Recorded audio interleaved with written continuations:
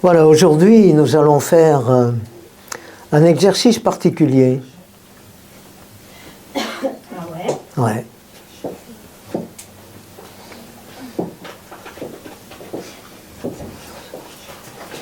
Non, on va pas courir pour se réchauffer, c'est pas ça. C'est pas ça du tout. Non, non, nous allons faire un exercice afin que chacun d'entre nous prenions conscience que la parole de Dieu détient les solutions pour nos vies. La parole de Dieu nous a été offerte. Et c'est un véritable cadeau que nous devrions pouvoir considérer. C'est important de considérer la parole de Dieu parce que bien souvent, et il faut le reconnaître, majorité d'entre nous lisons pour lire. Et j'en veux pour preuve que le vendredi, par exemple, quand on débat sur la parole, beaucoup connaissent les versets, mais peu connaissent le sens pratique de ce verset. La vie avec Dieu, c'est une vie de victoire.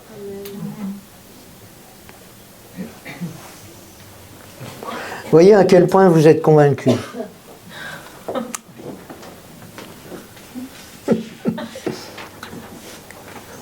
C'est de l'ironie, hein. C'est vraiment de l'ironie. J'ironise là. Hein. Je dis, voyez à quel point vous êtes tellement convaincus. Si vous étiez certainement convaincus, les murs trembleraient. Notre Dieu est celui qui règne sur tout l'univers. Prenons conscience de qui il est vraiment. Il nous rappelle à l'ordre. Il nous rappelle qu'il nous aime. Et là, ça nous arrange bien. Chacun d'entre nous, nous disons, ouf, tu m'aimes, tu m'aimes, tu m'aimes.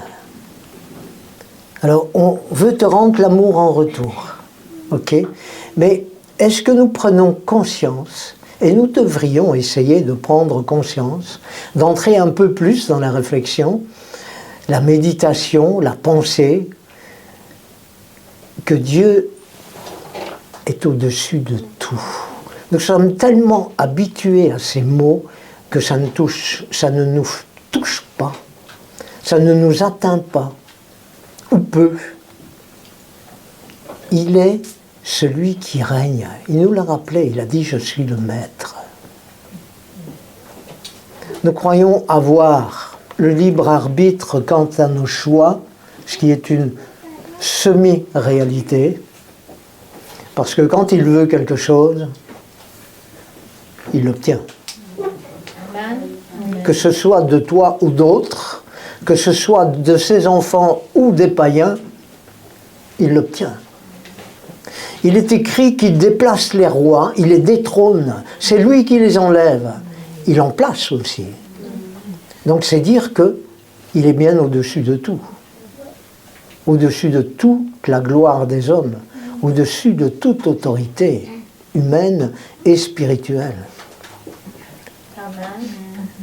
Nous devrions prendre le temps de réfléchir à qui est Dieu. Et ce Dieu tout-puissant qui fait trembler la terre et l'univers tout entier, quand Dieu se lève, la terre fait silence. C'est quelque chose qui m'impressionne. Il y a, dans les années 90, un peu plus de 90, ouais, 90, je ne sais plus exactement la date, mais c'est dans les années 90, 95, par là, il y a eu une éclipse totale. En plein après-midi, il faisait noir. Et c'était extrêmement impressionnant parce qu'il n'y avait plus un seul oiseau qui chantait, il n'y avait plus de bruit. Le bruit s'était arrêté. Et on avait l'impression d'une puissance extraordinaire à faire peur. Tellement c'est troublant. Eh bien Dieu, il est comme ça. C'est lui. Alors, nous, on s'approche de Dieu en disant, il m'aime.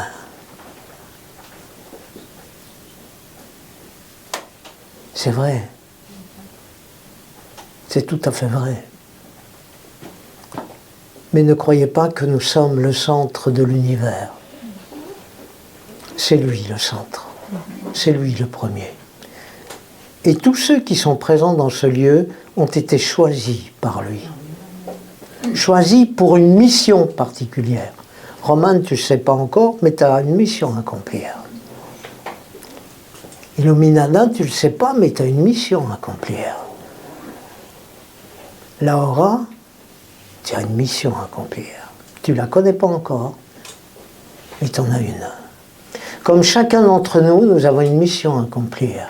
Et Dieu, par le moyen de l'Église, des prédicateurs, par ce moyen, Dieu vous forme.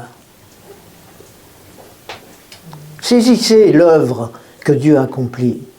Par le moyen de ceux qui servent l'Église, Dieu nous forme. Il forme ses prédicateurs, et il forme ses enfants, et il forme tous ceux qui travaillent dans l'Église. C'est une formation pour la mission.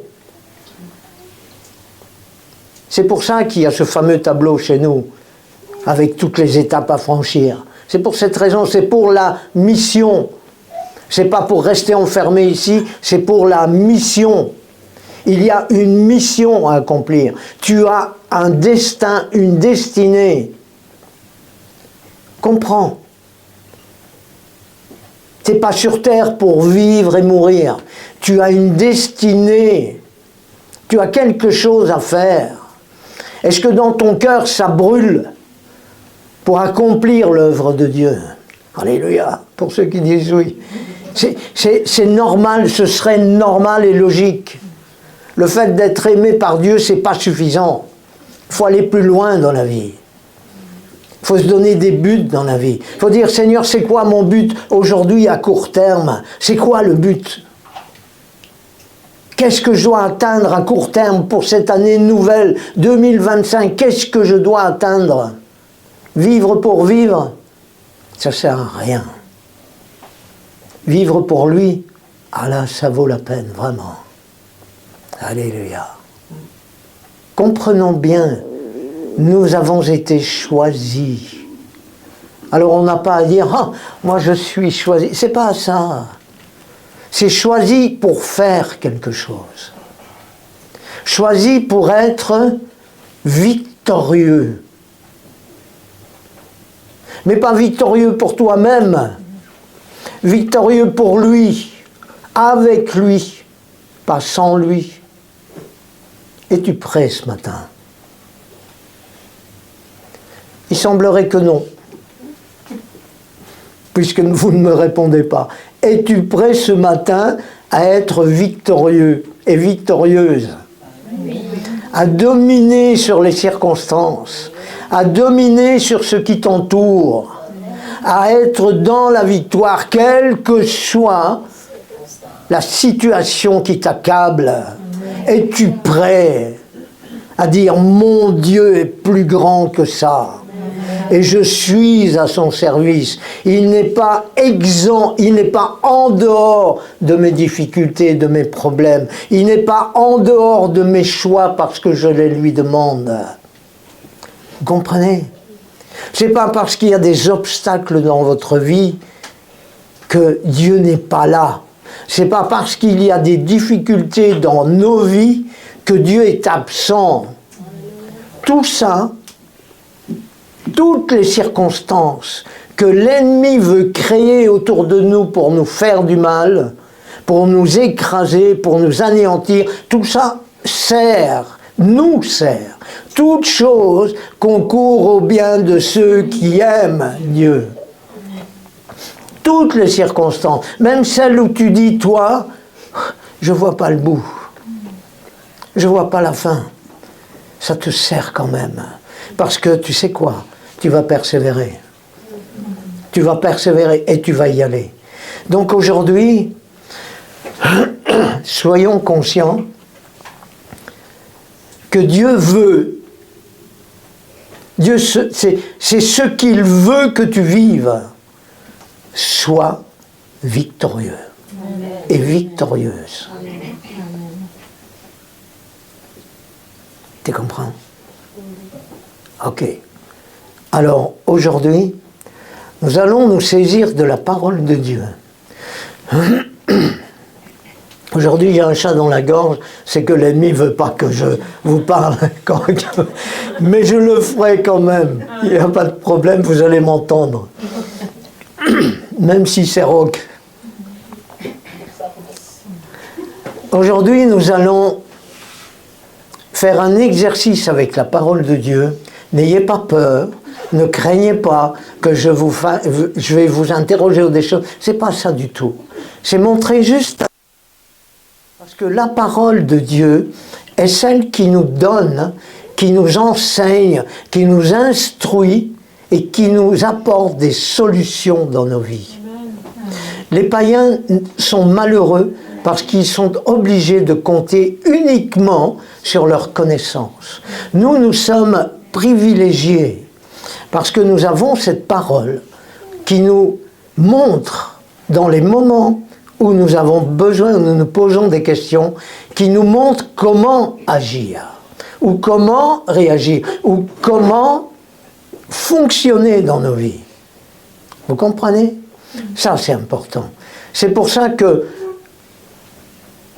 chaque fois, Thomas et moi, nous insistons sur la parole. Parce que la parole, on peut dire que c'est notre mode de fonctionnement.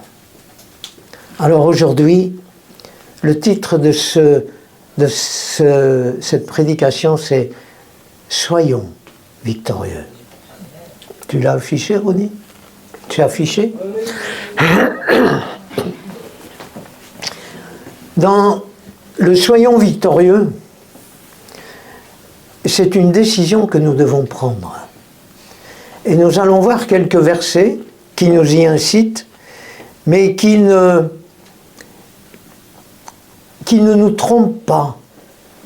Parce que bien souvent, quand on dit « soyons victorieux », on dira hein, « Dieu est avec moi, qui sera contre moi ?» Et on se réjouit comme ça. Et puis là, on se leurre, on se trompe soi-même, on s'enthousiasme, et puis aussitôt qu'il y a un problème, ça retombe. Parce qu'en fait, on n'est même pas conscient que Dieu est avec nous. Voilà, ça c'est l'être humain, mais c'est pas grave, parce que pour être victorieux, vous allez avoir le mode d'emploi. Vous êtes prêts à le recevoir? Ok, on va commencer par la lecture de 6 versets. Et puis on va développer ces 6 versets ensemble, et vous allez comprendre comment vous pouvez être, comment nous pouvons être, parce que c'est pour chacun d'entre nous, comment nous pouvons être victorieux. Galates chapitre 5, verset 16. Quelqu'un veut lire? Ok, il n'y a personne qui le fait. Je vous le dis donc, marchez selon l'esprit et vous n'accomplirez point les désirs de la chair. Galates, chapitre 5, verset 17. Car la chair a des désirs contraires à ceux de l'esprit, et l'esprit en a de contraires à ceux de la chair. Et ces deux choses sont opposées l'une à l'autre, de sorte que vous ne faites point les choses que vous voudriez. C'est intéressant. Galates, chapitre 5, verset 9, nous dit « Un peu de levain fait lever toute la pâte ». Ensuite, Colossiens, chapitre 3, verset 5, « Faites donc mourir en vous ce qui est terrestre, l'immoralité sexuelle, l'impureté, les passions, les mauvais désirs et la soif de posséder, qui est une idolâtrie. » Éphésiens 6, 12. En effet, ce n'est pas contre la chair et le sang. Ce n'est pas contre l'homme que nous avons à lutter, mais contre les puissances, contre les autorités, contre les souverains de ce monde, de ténèbres, contre les esprits du mal dans les lieux célestes. Colossiens 3, 1 et 2 nous dit « Si donc vous êtes ressuscités avec Christ, recherchez les choses d'en haut, où Christ est assis à la droite de Dieu. Attachez-vous aux réalités d'en haut et non à celles qui sont sur la terre. » Vous avez là tous les versets nécessaires pour être dans la victoire.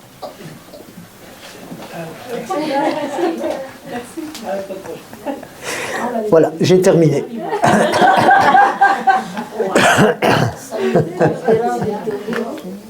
Avez-vous compris?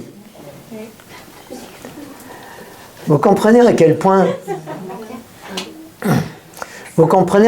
la parole de Dieu est importante et combien il est nécessaire de pouvoir la lire, mais pas la lire pour la lire en disant « ça y est, j'ai rempli mon devoir, j'ai lu un chapitre, 2 chapitres, 5 peut-être ».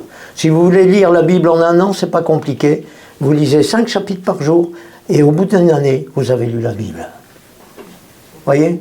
C'est une méthode. Mais ça sert à quoi? À quoi ça va servir? Si cette parole n'entre pas en vous, si cette parole n'est pas là pour instruire, pour éveiller quelque chose, pour permettre de vivre d'une manière différente. Alors nous voulons être victorieux. C'est notre désir à chacun, sur toutes les circonstances de la vie. C'est ce que nous voulons. Par contre, si nous ne vivons pas de cette manière, face aux circonstances, jamais nous ne serons victorieux. Donc, le premier verset que nous avons lu, ou plus exactement les 6 versets que nous avons lus, ont chacun un point particulier et nous pouvons développer 6 points par rapport à ces 6 versets. Tu as affiché le tableau, René? Enfin, le tableau, les 6 points? Oui, merci. Alors, le premier, c'est... nous avons une recommandation. On va lire le premier verset. « Je vous le dis donc, marchez selon l'esprit, et vous n'accomplirez pas les désirs de la chair. » C'est le premier verset qui nous dit « Nous avons une recommandation de la part de Dieu. » C'est Dieu qui te parle, individuellement. C'est Dieu qui te parle. Il nous parle à tous, mais il te parle à toi. Et il dit, il te fait une recommandation. Il dit, si tu ne veux pas accomplir les désirs de la chair, marche selon l'esprit. Ok? Le deuxième verset qui nous dit, car la chair a des désirs contraires à ceux de l'esprit et l'esprit en a de contraires à ceux de la chair. Et ces deux choses sont opposées l'une à l'autre de sorte que vous ne faites pas les choses que vous voudriez faire. Le deuxième point, c'est nous avons là une raison, un motif. Vous vous souvenez, pour ceux qui ont fait des études bibliques avec nous, avec moi à l'époque, c'est le pourquoi. Pourquoi? Ok? Le troisième point, c'est un avertissement.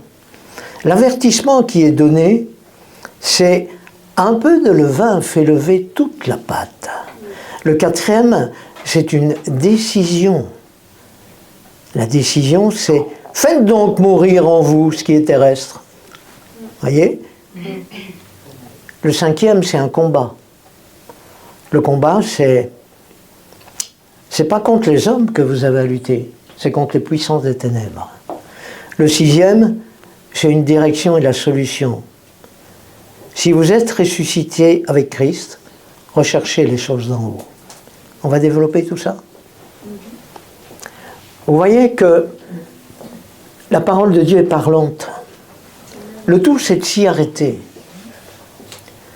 Le principal, c'est pas de lire une multitude de versets, c'est de pouvoir dire « Seigneur, j'ai envie d'avancer ». Bon, si vous n'avez pas envie, ça ne sert à rien, mais Seigneur, j'ai envie d'avancer avec toi. J'ai envie de comprendre ta parole. Je désire te connaître. Te connaître. Et connaître Dieu, c'est écrit. C'est quand tu vas lire, le Saint-Esprit va te parler. Il va parler à ton esprit. Il va éclairer les choses que tu ne sais pas encore. Comme tout ce que nous avons lu comme verset, et tous ces points essentiels pour nos vies afin d'être dans la victoire. Alors le premier point, c'était, nous avons une recommandation. La recommandation, c'est, je vous le dis donc, marchez selon l'esprit, vous n'accomplirez pas les désirs de la chair. Ok.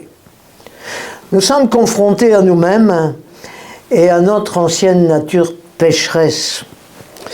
Parce que, même en tant qu'enfants de Dieu, nous sommes confrontés à ce qui est de l'esprit, ce qui est de notre âme, ou ce qui vient de notre corps. Quand notre corps souffre et a mal, dans quel état de pensée êtes-vous? Pardon? Ouais. Nous sommes où nous pourrions être anéantis. Quand le corps a mal,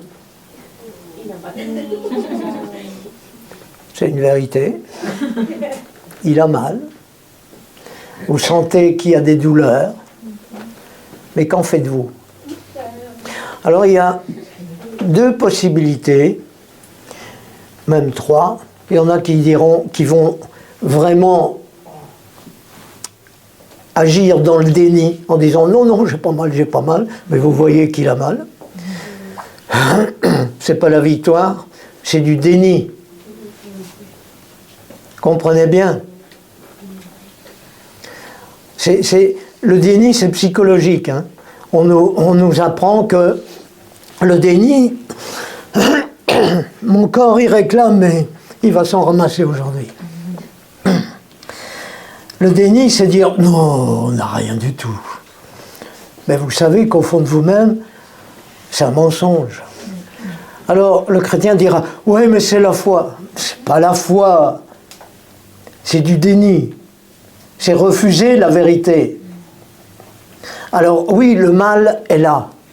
La souffrance est là. Mais cette souffrance, Jésus l'a portée à la croix.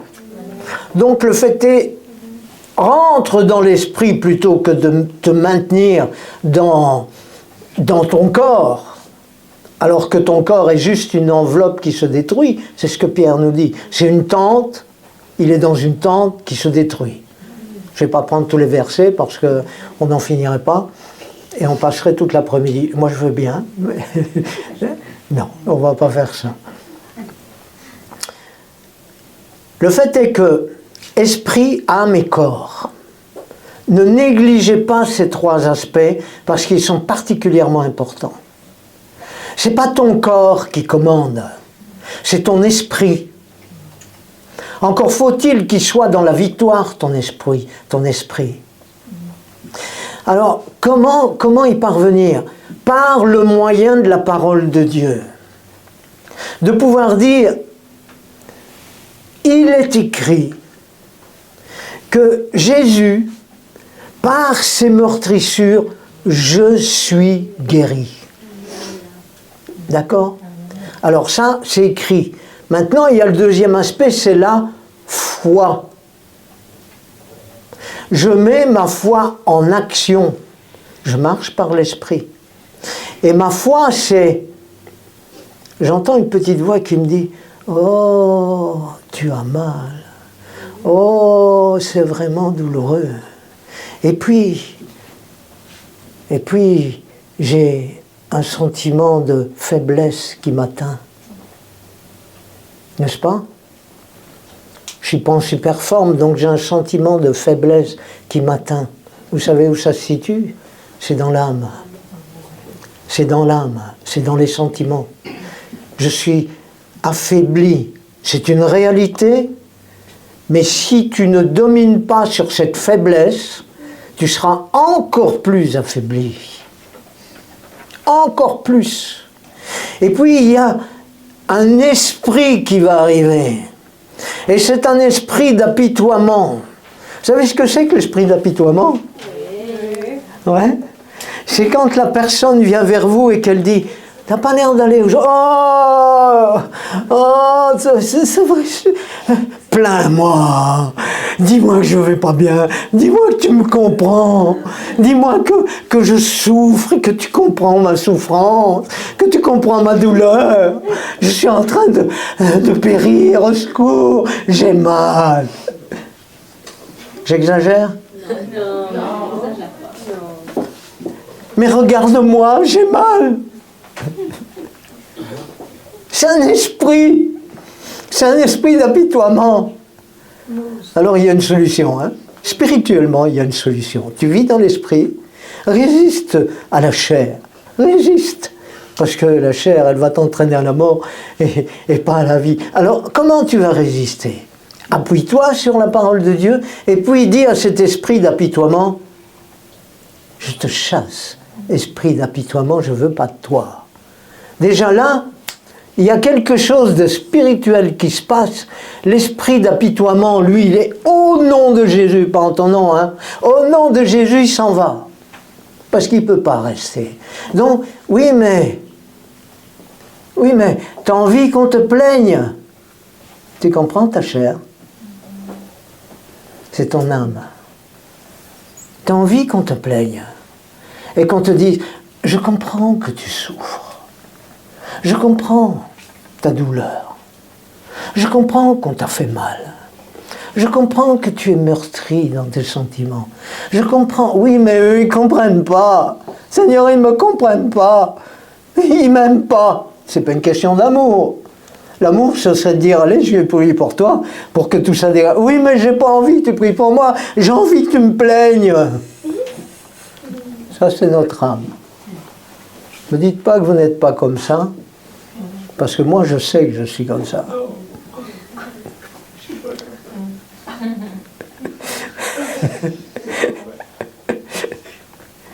Dans ma chair, je suis comme ça. J'ai honte à l'avouer, mais je suis comme ça. Mais sache une chose, ne me pointe pas du doigt, parce que quand tu pointes quelqu'un du doigt, tu as vu combien de doigts te regardent? C'est pas un, c'est trois. Trois qui te regardent. Donc, pointe pas le doigt vers l'autre en disant « Oh, il est comme ça ». Nous sommes comme ça dans la chair.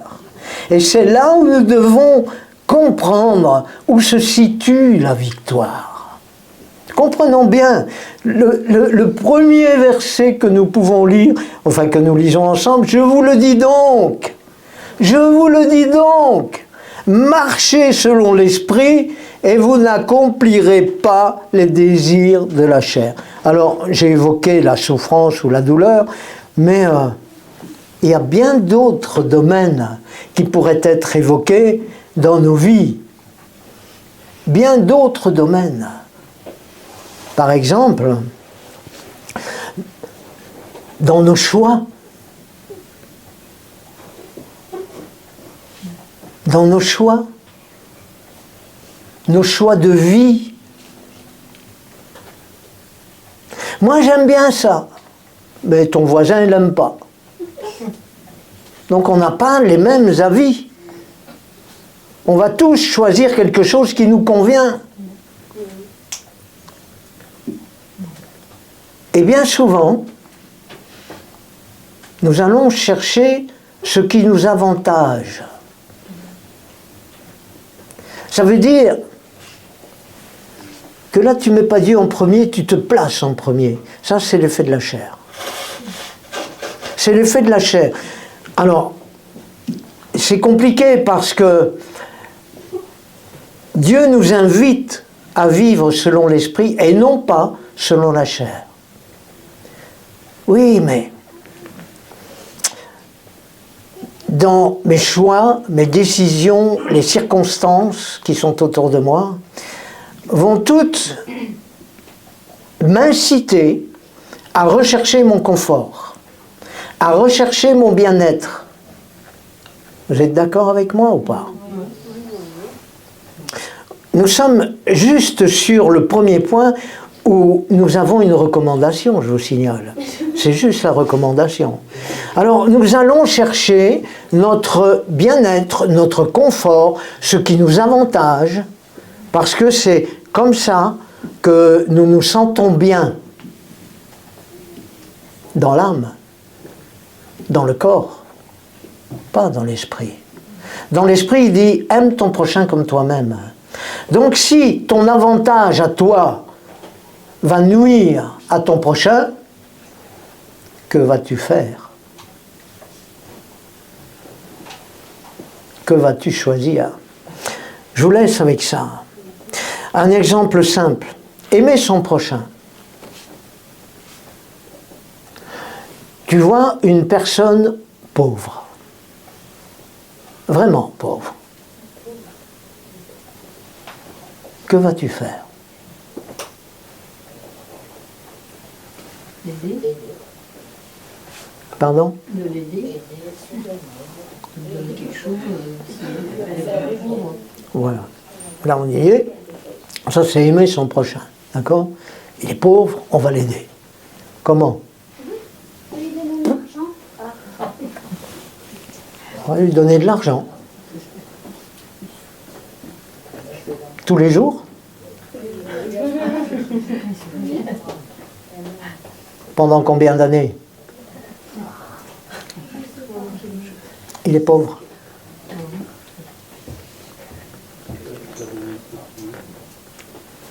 Vous voyez, on est confronté à des situations. Hein. Est-ce que vous avez déjà rencontré des pauvres? Ben, bien sûr. Une personne pauvre, mais en plus elle est sale.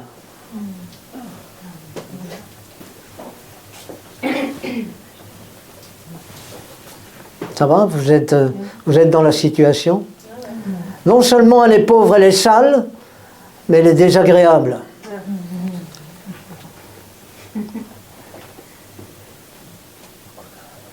La chair va réagir comment?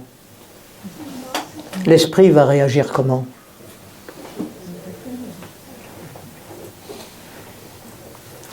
Aujourd'hui, c'est le jour de la confrontation. Soyons victorieux. Esprit, âme et corps. Si tu ne veux pas marcher dans les désirs de la chair, marche selon l'esprit. Qu'est-ce qui te dit l'esprit dans ce cas-là?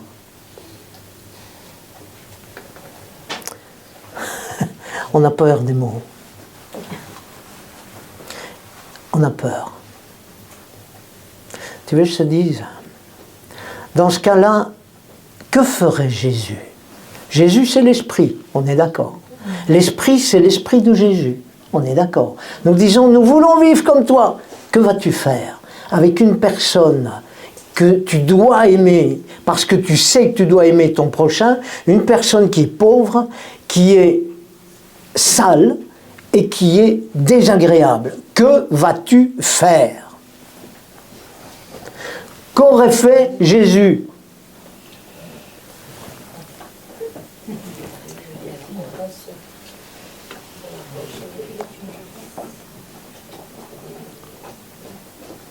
Vous êtes des enfants de Dieu ou des enfants du diable?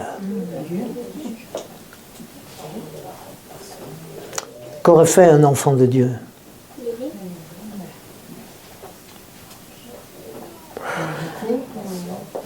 La première chose que le Seigneur nous a demandé à ma famille et moi, c'est d'accueillir, j'ai relaté vendredi dernier, c'est d'accueillir un alcoolique. Je ne supportais pas les alcooliques. J'avais horreur de ça et je les blâmais quand j'étais païen.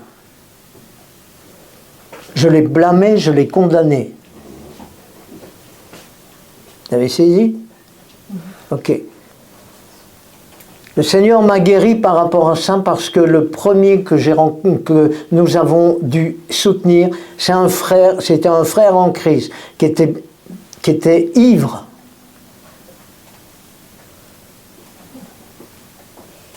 Il avait un gros problème d'alcool, il était ivre. Et il était tous les dimanches au culte, mais il était ivre, tout le temps. Quand le jour où j'ai cherché après lui, parce qu'un dimanche il n'est pas venu, et je m'en suis soucié, je suis allé dans le bistrot. J'allais jamais dans les cafés. J'avais horreur de ça. J'étais dans le café et on m'a dit « Oh, le pasteur !» C'était un chrétien qui buvait constamment, mais il parlait de Dieu dans les bistrots. Il était complètement saoul, ivre, et il parlait de Dieu dans les bistrots. Quel témoignage! Quand je l'ai trouvé, on est allé dépanner une sœur qui devait rentrer son charbon dans sa cave, on est allé le rentrer, et puis on a bu une tasse de café avec la sœur. Et la sœur, elle prophétisait facilement. Et pendant que, on dit, on va clôturer par la prière, et pendant que l'on priait, le Seigneur me dit, l'Esprit me dit, tu le reprends chez toi. Je dis, ah non, ça tu rigoles, il n'est pas question de ça. Là, pas question. Je ne prends pas, en plus, j'ai plus d'argent, on a fait les courses pour une semaine, on n'aura rien d'autre. C'est non, non, c'est pas possible, humainement, pas possible. Je ne connaissais pas bien Dieu, mais c'était juste au début de notre conversion. Je dis non, non, non, non, non, non. Et puis la sœur qui prophétise facilement, elle dit, le Seigneur me dit que tu dois le prendre chez toi. Je dis, mais cause toujours toi. Je dis, pourquoi tu ne le prends pas toi? Alors, bien entendu, quand on entend ce genre de choses, on se remet en question, on dit, bon, mais Seigneur, si tu insistes vraiment, si c'est toi qui le veux, ben, on va le faire, mais je ne sais pas comment on va s'en sortir. Hein, vraiment, je ne sais pas. Alors, quand il est arrivé chez nous, on l'a repris, et puis il était en piteux état. Il était vraiment, vraiment au bout du rouleau. Enfin, il était malheureux, très malheureux. Et puis, il était accro. Il était, on dira, addiction aujourd'hui à l'alcool. Ben oui. Et moi, qui n'aimais pas ça, j'ai dit, comment je peux faire? Alors, je pose la question à sa grande, on a assez de nourriture. Je dis au frère, t'as des sous pour acheter de la nourriture? Il me dit, oui, oui, menteur, il n'avait rien du tout. Bon, ok. On avait 2 enfants. Et la maison n'était pas grande, elle était juste pour nous. Et puis on a accueilli. On l'a accueilli pendant 15 jours. Pendant 15 jours, parce qu'au bout de 15 jours, on avait une réunion, on devait aller dans une formation, à Jeunesse en Mission. Et pendant 15 jours, on s'est occupé du frère. Je l'ai obligé à lire la parole avec moi. Mais obligé, hein. Et il a lu. Et il a lu. Et il s'est nourri de la Bible. Constamment, du matin au soir, parce qu'en plus je ne travaillais plus, donc c'était du matin au soir. Et c'était dans la Bible, dans la Bible, dans la Bible, dans la Bible. On lisait, on lisait, on lisait. Et en même temps, on essayait de compenser son besoin d'alcool. On essayait de compenser par du café fort. On faisait 4 à 5 thermos de café sur la journée. Et le premier jour, il est arrivé, on avait 250 grammes de café. C'est un peu plus grand que ce GSM, hein. 250 grammes de café. C'est peut-être le double en taille, mais pas plus. Hein. C'est pas le kilo. Hein. C'est 250 grammes. C'est le quart d'un kilo. D'accord? Vous m'entendez bien?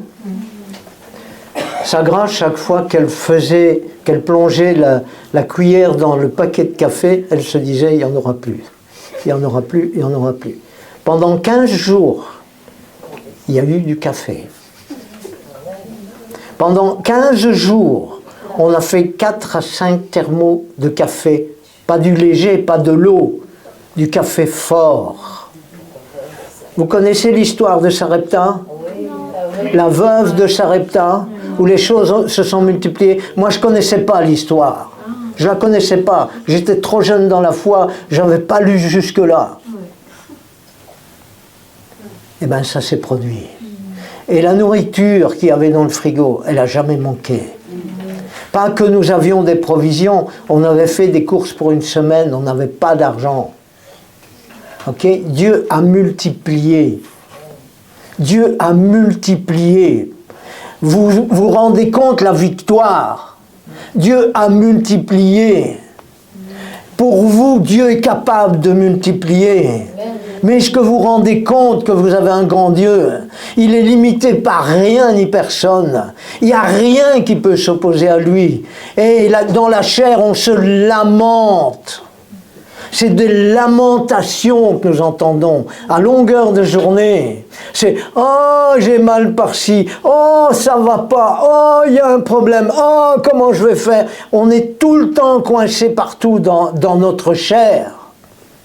Allons au-delà de la chair. Marchons selon l'esprit. Dieu a pourvu. Pourquoi je vous raconte ce miracle?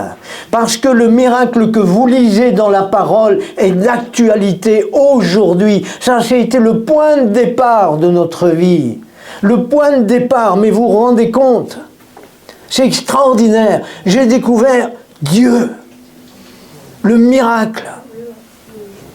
Alors quand tu as un SDF devant toi, quand il est là, il est sale, il peut être désagréable, il est pauvre. Aime ton prochain comme toi-même. Et toi, tu vas dire, bon, je vais lui donner une petite pièce. Hein. Et ta conscience est rassurée parce que tu as mis une petite pièce. Tu as besoin de quoi? De nourriture. Tiens, il a déjà un sac plein de nourriture, mais tu lui en rajoutes. Et tu fais quoi avec? Je crois que ça va durer longtemps, cette prédication. Je suis au premier point.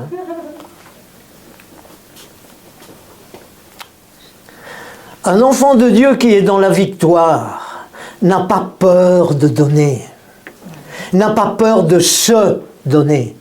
Un enfant de Dieu qui est victorieux n'a pas peur de dire « Toi, t'es pauvre, viens à Jésus. Viens avec moi. Viens, on va te présenter au pasteur qui va prendre soin de toi. » Prépare-toi, Thomas. Ouais. Jacques, au secours! Il y a quelqu'un ici qui a des problèmes, tu peux venir! Aïe, aïe, aïe, aïe, aïe. Enfant de Dieu, tu veux entrer dans la victoire. Entre dans la victoire. Entre dedans. Tu as un Dieu plus grand que ce que tu peux penser. Il est le Tout-Puissant. N'aie pas peur. Dieu est bon. Le pauvre malheureux qui est sale, qui n'a pas d'argent, qui n'est pas prêt d'en avoir, qui est un gros fainéant, qui ne travaille pas, qui n'a pas envie de travailler, mais il est là devant toi, tu as une opportunité de bénir, tu as une opportunité d'être un enfant de Dieu, tu as une opportunité d'être dans la victoire, mais tu vas devoir payer le prix de ton corps, de ta chair, tu vas devoir mourir. Tu le prends avec toi, tu dis à ton Seigneur, je ne sais pas comment je vais faire, je ne sais pas comment je vais m'en sortir, mais je sais que c'est mon devoir. Je ne peux pas le laisser comme ça. Je ne peux pas, Seigneur. Je suis ton enfant et toi tu me l'as mis devant moi, c'est à moi de le faire. C'est pas l'autre, c'est à moi, Seigneur. J'ai pas de place dans ma maison, j'ai pas de lit, j'ai rien, j'ai pas d'argent, j'ai pas suffisamment. Seigneur, tu sais ces choses. Et tu crois que Dieu va te laisser tomber. Marche dans la victoire. Aime ton prochain comme toi-même. Alors je prends des exemples, de gros exemples. On est d'accord? Mais sachez que ces gros exemples font partie de votre vie et que vous ne le faites pas. Ouf. Pourquoi vous ne le faites pas? Parce que vous avez peur. C'est tout. C'est rien que pour ça. Parce qu'il y a un esprit de peur, un esprit... Vous savez, les gens intelligents, les gens entre guillemets, du monde qui sont sages. Moi, quand à mon travail, j'ai donné ma démission, il y a des ouvriers qui savaient ce que j'allais faire, c'est-à-dire accueillir, ouvrir notre maison et accueillir les gens pour les amener à Christ et leur montrer le chemin vers Christ et leur permettre, pour ceux, les chrétiens qui avaient des difficultés, de pouvoir découvrir Dieu, de pouvoir découvrir la façon que Dieu les sort de l'embarras, etc., etc. Quand ils ont appris ces choses-là, ils sont venus me trouver, ils m'ont dit: t'as pas lu dans les journaux ou à la télévision, t'as pas vu qu'il y a des prêtres qui ont hébergé des gens et qui se sont fait avoir un coup de poignard, un coup de couteau, ils se sont fait poignarder, t'as pas lu ça? T'as pas peur de ça? J'ai dit: t'as pas lu, toi, qu'il y a des gens qui sont sauvés? Ouais. T'as pas vu, toi, qu'il y a des gens qui sortent des ennuis si toi tu fais rien? Moi je veux bouger. Ouais, mais t'es pas prudent, t'es pas sage. Pas sage! Mais la sagesse de Dieu, la folie de Dieu est plus sage que les sages. La folie de Dieu. Et ça, c'est de la folie. Mais si tu n'es pas fou pour Dieu, à quoi ça sert d'y croire? À quoi ça sert? À venir t'asseoir dans les rangs de l'église et dire: je suis chrétien, je suis sauvé? Ça sert à quoi? Tu as été choisi pour faire l'œuvre de Dieu. Tu as été choisi pour aimer. Pas pour être aimé, pour aimer. Oh là là, Seigneur. Oh Seigneur. J'avais pas prévu de dire tout ça, hein, Père. Mais bon. Alors parfois, il faut reconnaître que quand le Seigneur me met quelque chose sur le cœur et que c'est vraiment de la folie, à vue humaine, mais c'est la sagesse de Dieu. Je viens de trouver ma femme et je sais que je vais la mettre en porte-à-faux. Alors je la bouscule, je n'impose pas les choses parce que je dis toujours au Seigneur: à Dieu et pas tout seul. Et ce que je dis, si ça doit se faire, c'est toi qui la convaincs.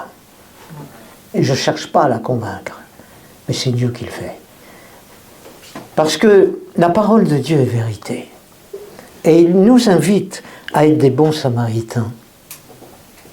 Tu connais ce passage des bons samaritains? Voilà, le premier verset, c'est juste une recommandation. Marchez selon l'esprit et vous n'accomplirez pas les désirs de la chair. Le deuxième verset, c'est: car la chair a des désirs contraires à ceux de l'esprit. Comprends la sagesse et la folie, ce que le monde nous appelle fous alors que nous aimons Dieu. Quand tu agis selon Dieu, tu es un fou par rapport aux autres, à ce monde, qui te dit: charité bien ordonnée commence toujours par soi-même. Ça, c'est le monde.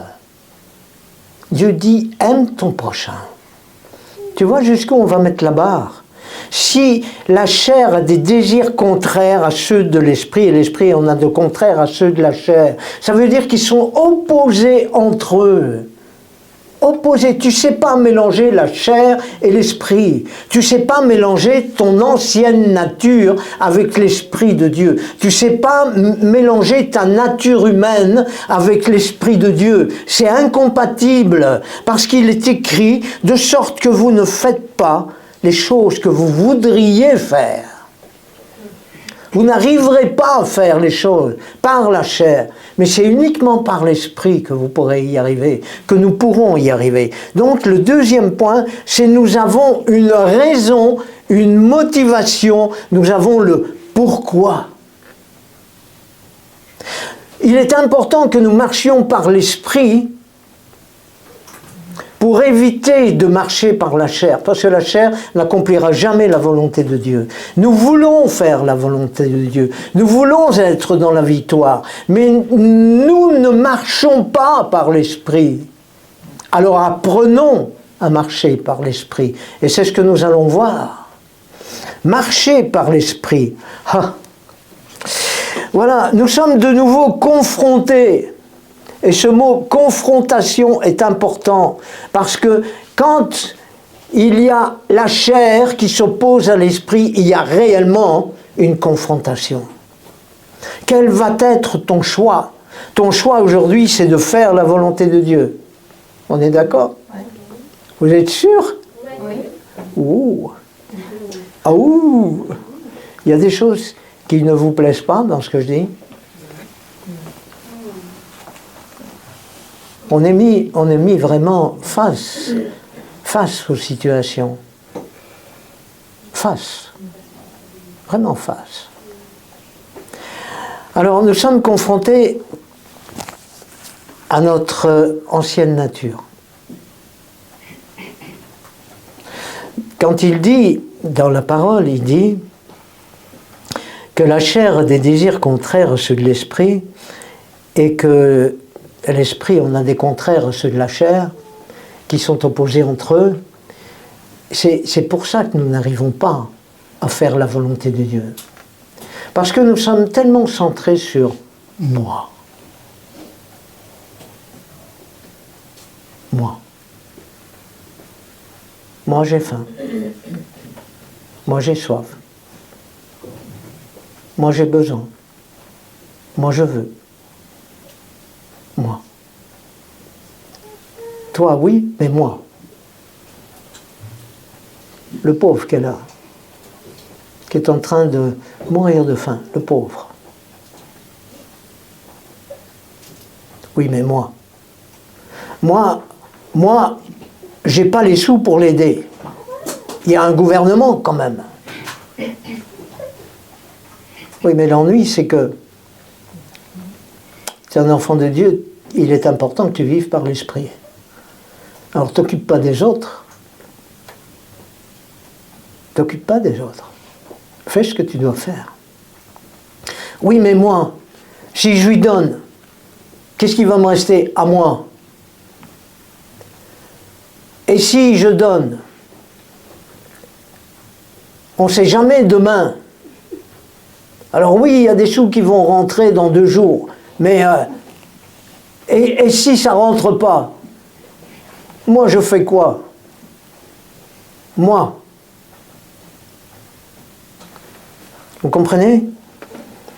Dans nos choix, notre volonté, nos projets, nos pensées, confrontés à notre ancienne nature. Confrontés à notre ancienne nature. Est-ce que nous allons continuer à vivre avec notre vieille nature ou nous allons vivre avec l'homme nouveau ou la femme nouvelle, avec notre nouvelle nature? Comment allons-nous vivre? Quels vont être nos choix? Quelle va être ma décision? Quels vont être mes projets? Quels sont tes projets? Tes projets, c'est comme le monde. Parce que nous sommes dans le monde. Alors, le monde, comment il fonctionne? Le monde, il fonctionne en disant, je vais à l'école, je vais avoir un bon diplôme, avec ce bon diplôme, je vais avoir un bon travail, avec ce bon travail, j'aurai un bon compte en banque, j'aurai une belle voiture, j'aurai une belle maison. Je me marierai, j'aurai des enfants, et je serai un vieillard un jour et je mourrai. Ça, c'est le monde.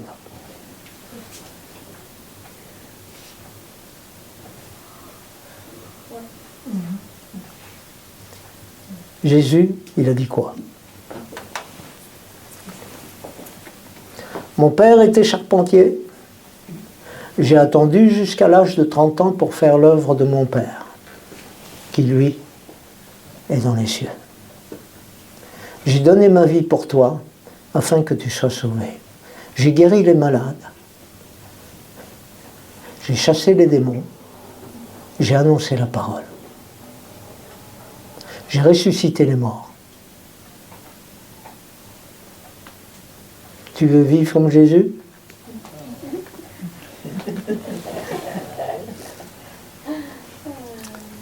Bravo Eliam. T'es prêt à mourir? Il y a une onction en ce moment. Il y a une onction puissante. Il y a une onction de l'esprit. Celui qui lève la main, ne le levez pas pour le lever, hein, mais celui qui lève la main est approuvé de Dieu. Comment veux-tu vivre aujourd'hui? Tu veux vivre pour ta carrière? Tu veux vivre pour avoir des enfants? Tu veux vivre pour te marier? Tu veux vivre pourquoi? Pourquoi tu veux vivre?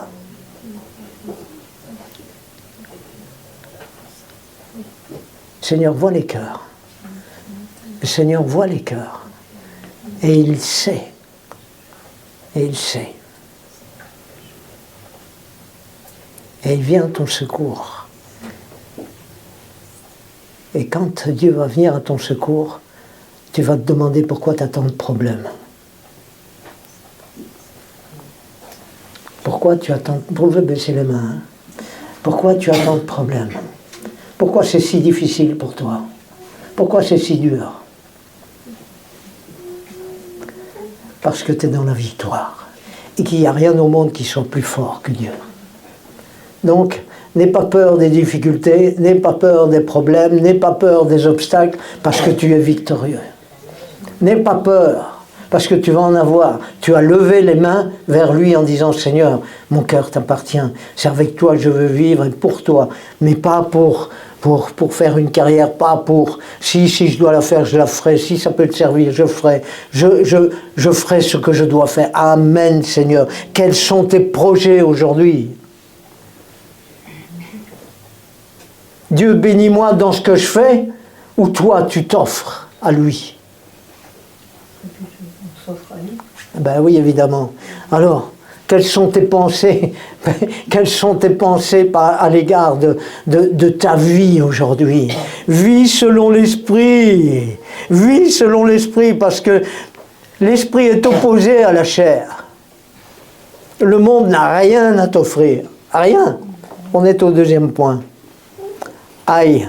Voici le troisième. Le troisième, c'était un avertissement.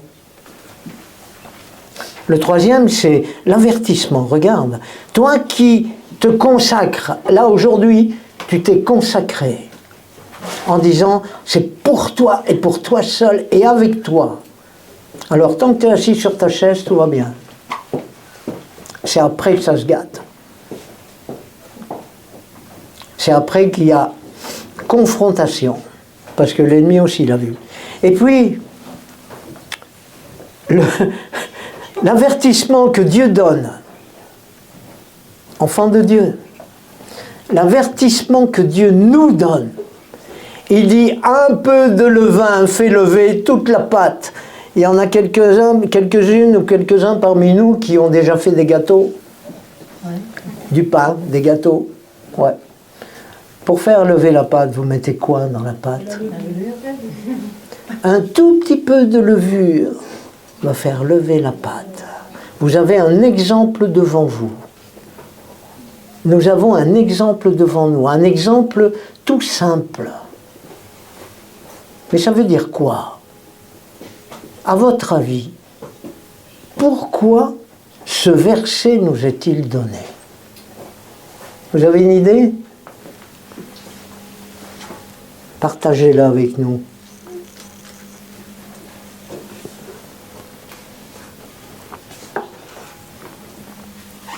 Personne? Vous voyez que la parole de Dieu nous parle.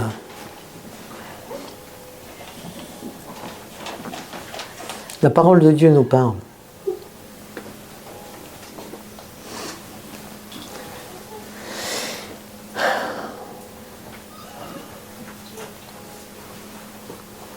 Un peu de levain fait lever toute la pâte. Ça veut dire quoi? Le levain dans la parole de Dieu, merci, est synonyme de péché.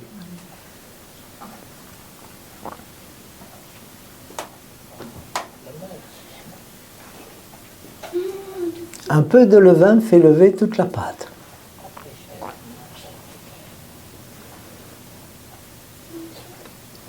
Quel silence mortuaire.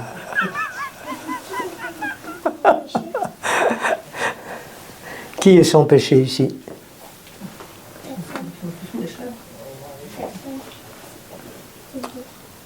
Si une de mes filles était là, elle lèverait la main rien que pour me faire plaisir.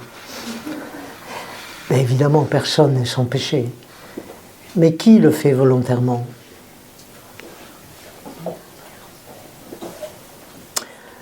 Qui se permet de pécher? Nous combattons. Nous combattons contre le péché. Quand nous constatons le péché, nous combattons. On fuit. On fuit. On fuit. Les situations, oui, bien sûr. Mais en réalité, un peu de levain fait lever toute la pâte. Ça nous donne à réfléchir sur une situation précise. Nous sommes confrontés tout à nouveau à que vas-tu permettre? C'est ça la question. Que vas-tu permettre? Ta nature propre, est-ce que tu vas accepter que ta nature, ton corps te commande, que ton âme te commande, tes bons sentiments te commandent? Non? Quel exemple est-ce que je pourrais prendre pour...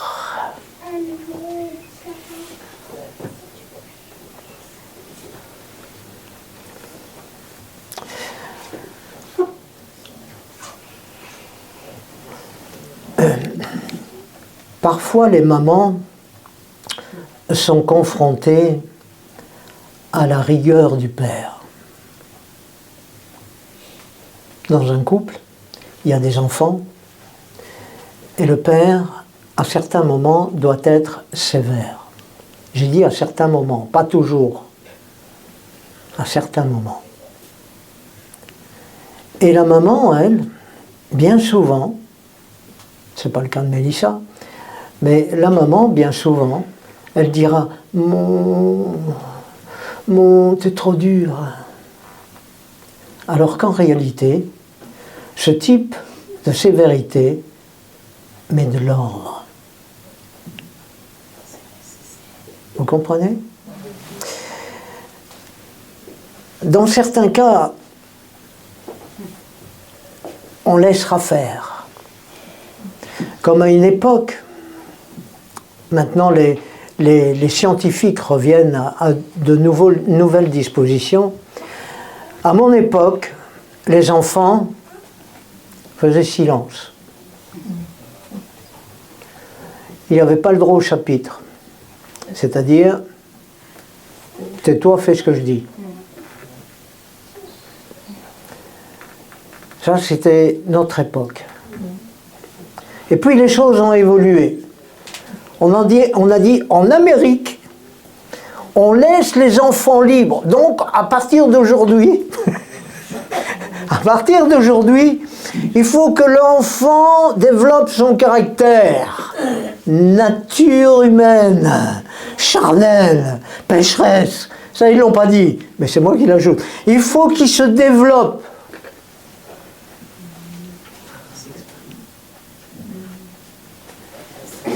Et les enfants sont devenus des enfants rois.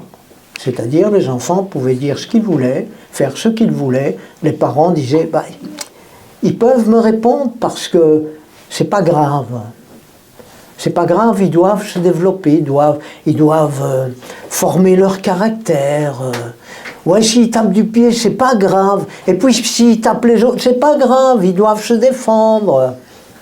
C'est pas grave. Il faut qu'ils soient... Aujourd'hui, il y a plein de délinquants. Aujourd'hui, ils ne respectent plus leurs parents. Ils Ils vont même au tribunal pour attaquer leurs parents, même les tout petits, les plus petits. En Belgique, c'est autorisé, c'est comme ça que ça marche. Tu n'es pas d'accord avec ton père et ta mère, tu appelles la police, tu dis voilà ce qui se passe. Et puis après, on va au tribunal avec les parents et c'est les enfants qui attaquent les parents. S'il y en a un chez nous qui fait ça, je vous assure que le bâton, vous allez le goûter. Hein. Je me fous pas mal que... D'accord ? Pourquoi je peux dire ça? Parce qu'il est écrit, corrige l'enfant, corrige-le. Avec le bâton. Bien sûr, tu vas le frapper avec la verge. Bien sûr que tu vas le frapper avec la verge. Mais en attendant, tu chasses la folie de son âme. Oh, mon Dieu. Ça, c'est mon Seigneur. Alors, je sais que je suis enregistré et je sais que ça va passer sur YouTube et qu'il y a beaucoup de personnes qui ne seront pas d'accord avec moi, mais ça m'est complètement égal parce que c'est écrit et j'ai la prétention de faire ce qui est écrit.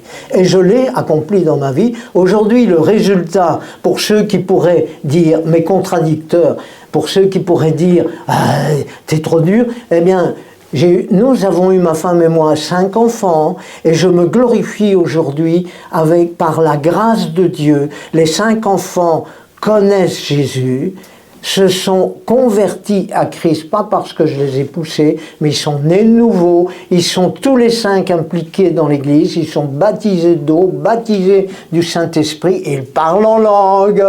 D'accord ? Ok, voilà. Et en plus, ils manifestent les dons de l'Esprit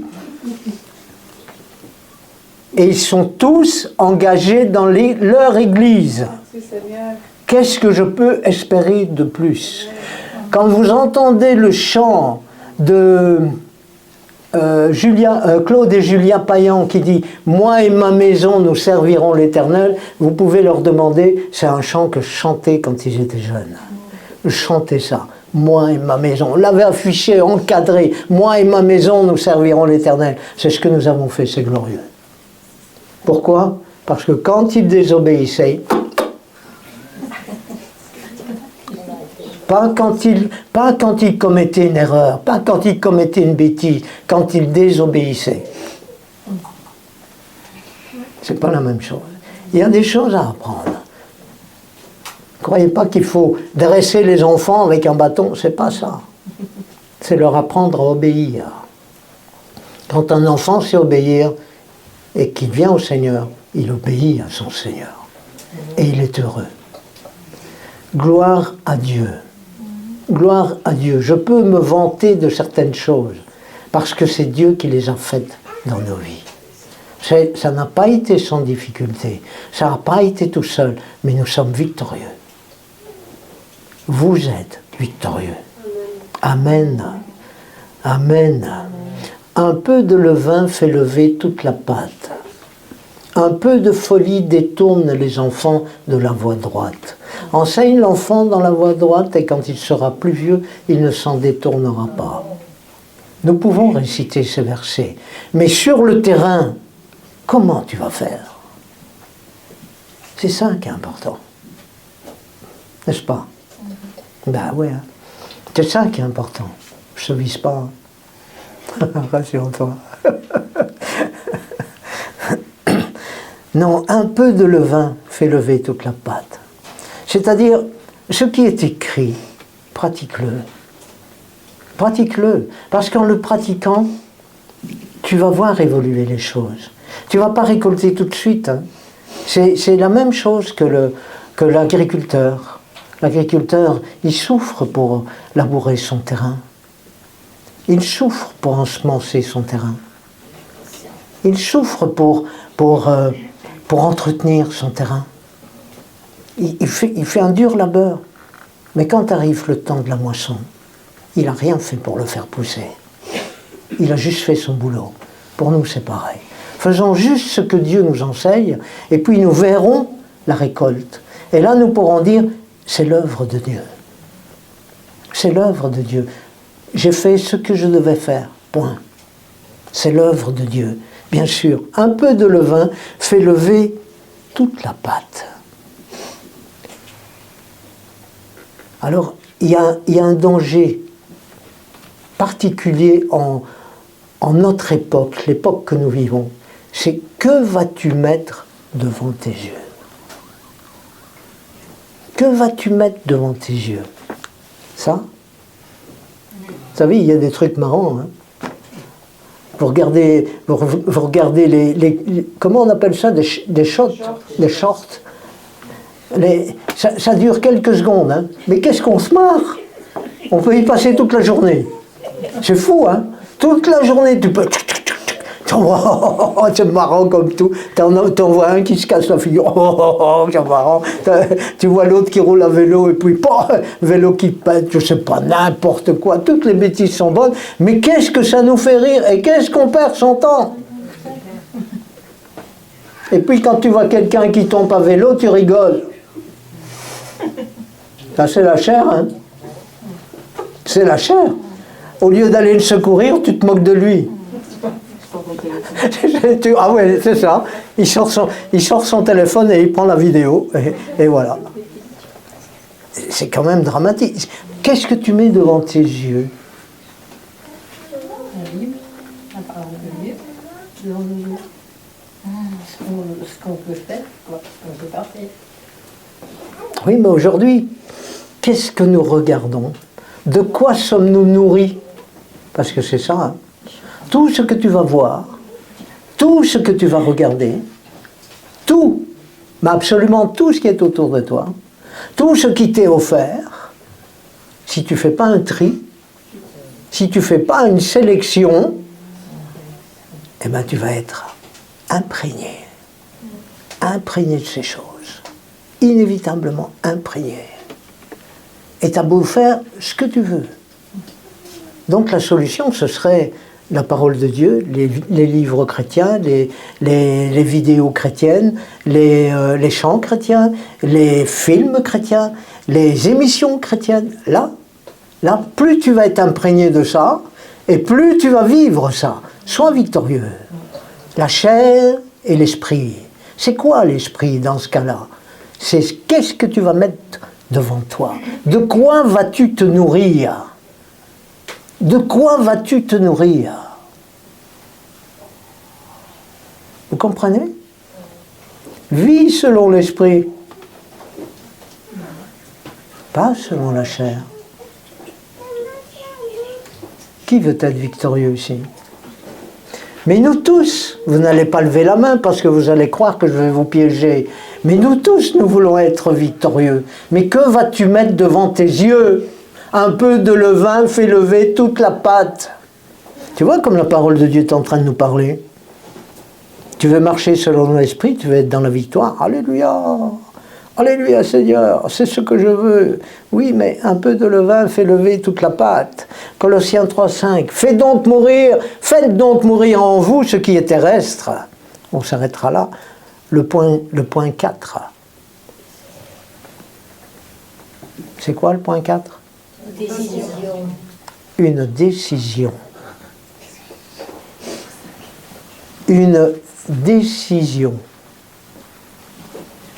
Ça, c'est vos choix. Moi, je sais ce que j'ai choisi.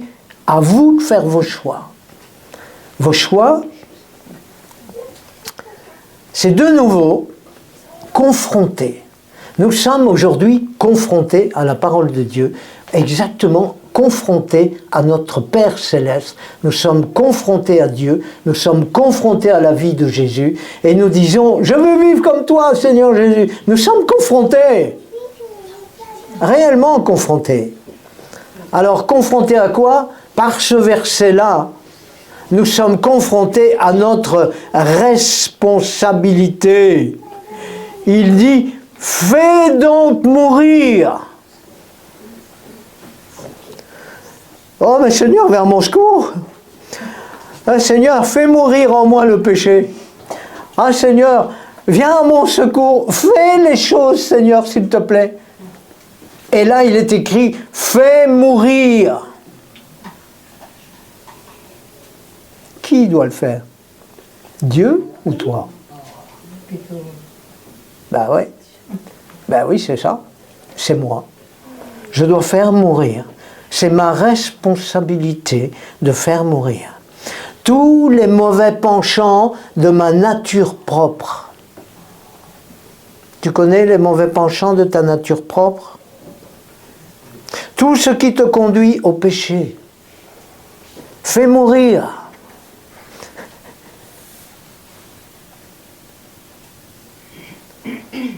Comment tu vas faire ça?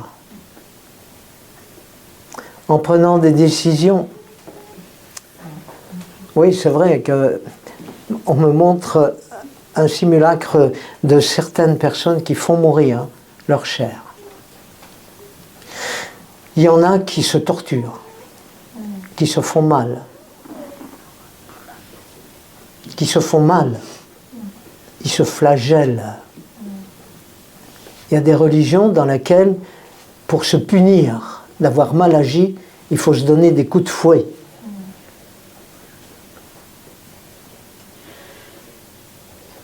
Il y a des religions qui enseignent ça. C'est pas ce qui est écrit. C'est pas ce qui est écrit. Tu ne peux pas te punir de ce que tu es. Jésus est venu pour te sauver de ton péché, de ta manière de vivre, de la nature pécheresse qui est en toi. Si tu acceptes que l'ennemi te dise que tu es mauvais, que tu n'as pas de valeur, si tu acceptes que l'ennemi te dise que tu es méchant, que tu n'es pas gentil, si tu acceptes ces choses, c'est le diable qui te torture. Et si tu te fais du mal après, parce que tu ne t'aimes pas toi-même, eh bien tu t'es fait vaincre par l'ennemi. Change ta pensée. Change cette pensée. Elle n'est pas bonne. Elle n'est pas bonne. Elle est mauvaise, elle t'entraîne à la mort. La bonne pensée, c'est que tu es un enfant de Dieu. La bonne pensée, c'est que tu es né dans cette nature humaine, mais que Dieu te donne une nouvelle identité. Ça, c'est la bonne pensée. La bonne pensée, c'est que tu refuses et tu prends la décision de ne plus accepter ta chair. La bonne pensée, c'est je veux vivre avec Dieu, et tu auras des échecs, et tu vivras encore dans les difficultés, et tu seras encore confronté au péché. Mais Dieu le sait, et Dieu t'aide. Il t'aide. Mais maintenant, toi, prends la décision de dire « Je suis une créature nouvelle, je suis une créature merveilleuse. Dieu m'aime tel que je suis et il m'a choisi et il veut que je sois comme ça. Il veut que je sois tel que je suis. Aujourd'hui, je m'accepte tel que je suis et je marche avec toi. Guérison de la vie. » Vous m'entendez? Arrêtez. Arrêtez de vous faire du mal. Que ce soit physiquement, que ce soit moralement, ou que ce soit spirituellement. Arrêtez de vous faire du mal. Prenez la décision d'arrêter. Vous m'entendez? Oh, vous êtes dans la victoire. Prenez la décision d'arrêter et de vous laisser aimer par le Père. C'est là où l'amour se situe, où on a vraiment besoin de l'amour. Quand on se regarde soi-même, quand on regarde notre nature humaine, est-ce qu'on est fier de soi? Vous n'osez pas répondre, mais moi je peux vous dire, on n'est pas fier. On est honteux de notre nature humaine. Mais cette nature humaine, c'est celle qui est morte, parce que Dieu nous a donné une nouvelle nature. Et nous possédons cette nouvelle nature. À nous d'y entrer dans la victoire. Vous comprenez? Vous comprenez le sens de la victoire? Le comprenez-vous? L'acceptez-vous? Roman, tu m'entends? L'acceptes-tu? Prends la décision, prenez la décision. Prenez cette décision. Vous êtes aimés du Père. Nous sommes aimés par Dieu. Dieu est bon. Et même si nous ne nous aimons pas nous-mêmes, dans certains cas, sachons que même là, Dieu nous aime. C'est extraordinaire, c'est incompréhensible, parce que nous n'avons pas la même pensée que lui, et c'est pour ça que nous avons besoin de vivre selon l'esprit et non pas selon la chair. Vous comprenez? Comprenez-vous? Soumettons notre volonté à Dieu. Il est bon. Notre Père est bon. Ne ressemblons pas au monde. Le monde est dans le malheur. Il est pauvre. Il est démuni. Il est tout seul. Nous sommes accompagnés, toujours, tout le temps, et par un Père qui est tellement merveilleux, tellement merveilleux. Merci Seigneur d'être là. Le point 5, on va encore être confronté à autre chose. Éphésiens 6, 12. En effet, on peut continuer? Mais contre les puissances, contre les autorités, contre les souverains sous ce monde de ténèbres, contre les esprits malades dans les lieux célestes. Le point 5, c'est un combat. Soyez vigilants, soyez combatifs, soyez de ceux qui résistent au diable, soyez de ceux qui pourchassent le diable. Vous m'entendez? Vous ne laissez pas vaincre. Pourchassez-le. Vous avez Christ en vous. Vous êtes puissant. Vous avez la vie en vous. Repoussez les œuvres du diable. Repoussez-les. Elles ont été vaincues. Jésus a vaincu les œuvres du diable. C'est écrit en toutes lettres. Donc appuyez-vous sur ce qui est écrit. Il les a vaincus. Alors toi, repousse simplement les œuvres du diable. Ne les accepte pas, ni chez toi, ni chez les autres, ni dans ce que tu vois. Repousse les œuvres du diable. Repousse-les et repousse les esprits méchants. Repousse-les. Un esprit d'apitoiement qui vient. J'ai cité au départ. Chasse-le. T'as pas besoin de ça. Mais c'est un combat. Si tu dis, allez, tu sens au-dedans de toi que tu as envie qu'on ait compassion de toi. Ok? Ça, c'est le début de l'apitoiement. Tu as envie qu'on te plaigne. Voilà, on va le dire comme ça. Tu as envie qu'on te dorlote, qu'on te câline, ça fait du bien, hein? On est d'accord. Et tu as envie qu'on prenne soin de toi. Ok? Tout le monde aime bien ça parce qu'il y a plein de sourires.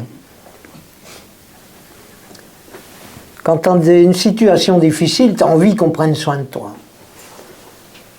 Mais ça, c'est le début du malheur. Chasse cet esprit d'apitoiement. Chasse-le. Mais quand tu l'auras chassé, reste pas avec la pensée. Reste pas avec cette pensée qu'on doit prendre soin de toi. Parce que si tu restes avec la pensée, t'es vaincu.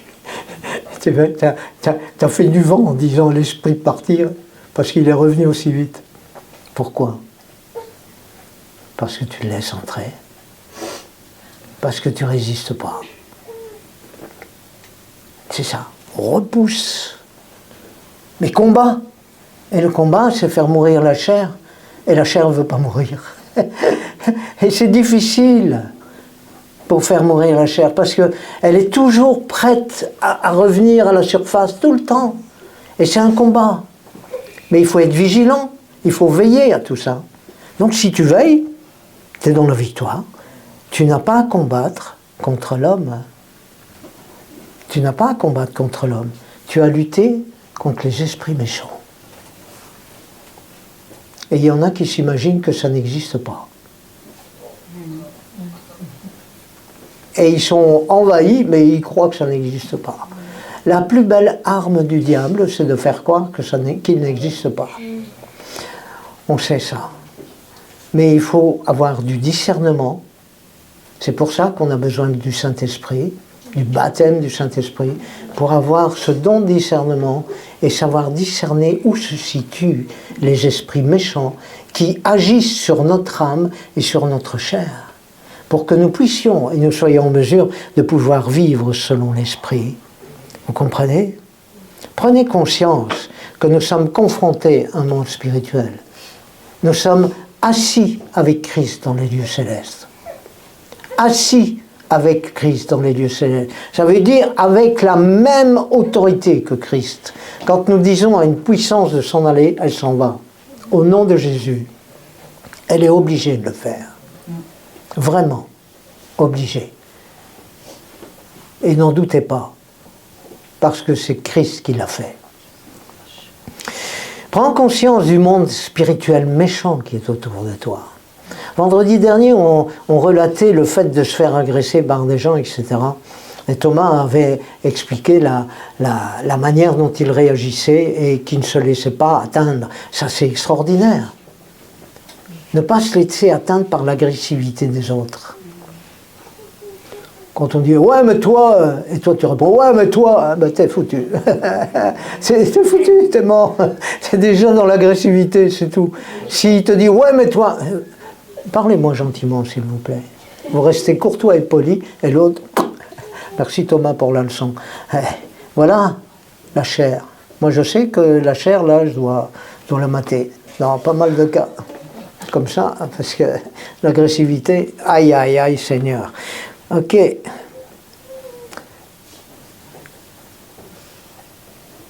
Vous savez de quoi je parle? Ça, c'est la chair. Et c'est un esprit méchant qui vient. Et l'esprit nous agresse. Donc, à nous de savoir, de prendre conscience. Déjà, si nous savons, n'allons pas réussir tout de suite, tout le temps. Nous allons réussir une fois. Peut-être une fois un échec, peut-être une fois encore on va réussir, mais à nous de combattre. Soyons combatifs. Soyons pas passifs en disant « oh, c'est comme ça, je suis comme ça, moi c'est comme ça ». Non, t'es pas comme ça, t'es dans une nouvelle nature, t'es dans l'esprit, marche selon l'esprit. Tu veux être la victoire, mais marche selon la victoire. Mais la victoire nécessite un combat. Tu as 6 points qui ont été plus ou moins développés, 5 en tout cas jusqu'à présent. Et puis, mais le combat est tellement important. Si vous êtes passif, vous n'atteindrez pas vos objectifs. Et ça, le monde le sait. Le monde, il le sait. Les gens du monde, ils le savent. Ils le savent tellement qu'ils bousculent les autres pour y arriver. Vous pas. Vous pas. Vous savez que vous n'avez pas à lutter contre l'homme, mais contre les puissances des ténèbres. Donc ne vous laissez pas faire. Ne vous laissez pas atteindre par les puissances des ténèbres. Ok. Vous savez, dans la parole de Dieu, il y a des choses qui sont parfois tellement en dehors de notre compréhension qu'elles nous bouleversent et que même certains diront oh, c'est pas possible.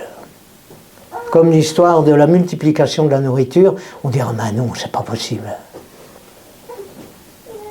Quand j'étais jeune dans la foi, j'étais confronté à non, c'est pas possible. J'ai dit à Dieu, la guérison, je la lis dans ta parole, mais j'y crois pas. Et j'ai besoin d'être confondu. Il faut que tu me confondes, parce que ta parole est vraie, et moi je suis dans l'erreur. Mais je ne sais pas en sortir. Donc il faut que tu me confondes. Il l'a fait. Il l'a fait, il n'y a pas de problème. Il l'a fait, il a répondu à ma prière, et il l'a fait, il m'a confondu. Aujourd'hui, je dis oui, la guérison est vraie. Elle est possible. Nous pouvons guérir les malades, parce que Jésus guérit les malades. Et Jésus est en nous. Nous pouvons le faire. Nous l'avons vu à maintes reprises. Oui, les aveugles voient. Oui, les boiteux marchent. Oui, on ressuscite, pas encore, on ressuscite le mort. On n'a pas encore fait, mais ça viendra. Oui, les choses se font. Bien sûr. Parce que c'est une réalité. Seigneur, merci. Merci d'être en nous. Merci de nous donner cette capacité. Et l'ennemi viendra toujours quand vous serez confrontés à une réalité similaire, quand vous serez confrontés à une situation où vous devrez prier pour les gens, pour la guérison, oui, vous entendrez cette voix incrédule qui dira « Dieu a-t-il réellement dit que tu pouvais le faire ?» Oui, mais il est écrit aussi qu'il ne faut pas imposer les mains avec précipitation. Donc il y en a qui se cachent derrière ça et qui ne prient plus pour les malades et qui ne prient pas pour les malades et qui s'enferment dans un système de pensée où l'ennemi les a enfermés. Allez au-delà, combattez. Vous avez la capacité de combattre. Faites ce que Dieu dit. Faites-le. À vous de le faire. Fais-le. Amen. Amen. On ne peut pas les rassurer. Ok. Eh ouais. C'est la vie d'un chrétien, d'un vrai chrétien. C'est pas que des paroles. Colossiens 3, le point 6. Si donc vous êtes ressuscité avec Christ, recherchez les choses d'en haut, où Christ est assis à la droite de Dieu. Attachez-vous aux réalités d'en haut et non à celles qui sont sur la terre. Confronté à remplir sa vie par tous les moyens possibles de les remplir de Dieu. Confronté à ça. Tu veux marcher par l'esprit? Évite les choses de la chair. Évite les choses que le monde t'offre. Marche par l'esprit. C'est-à-dire, remplis-toi de tout ce que tu peux afin que toutes tes pensées soient tournées vers lui. Afin que ton seul objectif soit lui. Par tous les moyens que tu peux imaginer. Tout à l'heure, je les ai cités. Par la lecture, sois orienté par la Bible, par des livres chrétiens, par des revues chrétiennes. Sois orienté par tout ce que tu regardes, tout ce que tu verras. Plus tu vas t'imprégner de choses de Dieu, plus tu vas rechercher les choses d'en haut, plus tu vas être envahi par l'Esprit Saint, plus tu vas être invité à œuvrer avec lui, plus tu seras rempli de lui. C'est ça être rempli de Dieu. Remplis-toi de Dieu, sois intéressé par lui, par tout ce que tu peux obtenir. Il y a des chaînes de télévision chrétiennes, ça existe maintenant, en francophonie, il y en a une en tout cas. Tu peux regarder des émissions chrétiennes, tu peux regarder des films chrétiens, tu peux entendre des musiques chrétiennes. Tu entends les musiques du monde? Aïe. Ok. Alors, les jeunes. Mais pourquoi on ne peut pas écouter les musiques du monde? C'est pas que tu peux pas. Ça va rien t'apporter. Si tu entends du rap, un rap agressif, ils ne sont pas tous, hein, mais il y en a quelques-uns qui le sont. Il y a un chanteur chrétien qui fait du rap et qui m'a réconcilié avec le rap parce que moi, le rap, ça me donnait de l'urticaire. Pourquoi? Parce que, à mon époque, enfin, à cette époque-là, c'était Eminem. Eminem, c'était l'assassin en puissance. Donc son rap, c'était juste des choses abominables à entendre. Quand j'ai entendu les premières paroles, j'ai dit, on coupe ça, on n'écoute pas. J'ai été voir le film qu'il a fait, qu'on a fait à son sujet, et quand j'ai vu le personnage, j'ai dit, mon vieux, tu as vraiment besoin de Jésus, parce que toi, tu vas en enfer. Tu es un démoniaque, et là, tu es en train de faire les œuvres du diable, mais là, elles sont visibles. Ok? Ça, pour moi, c'était ça le rap. Et quand j'ai été aumônier de prison, j'ai invité, comment il s'appelle, Mathias? Shining. Shining, c'est un frère africain, et il chante super bien, il est médecin maintenant, et il chante du rap chrétien. Et je l'ai invité à venir à la prison pour chanter auprès des détenus. Et quand j'ai entendu ces chants, j'ai dit, waouh, ça c'est du rap.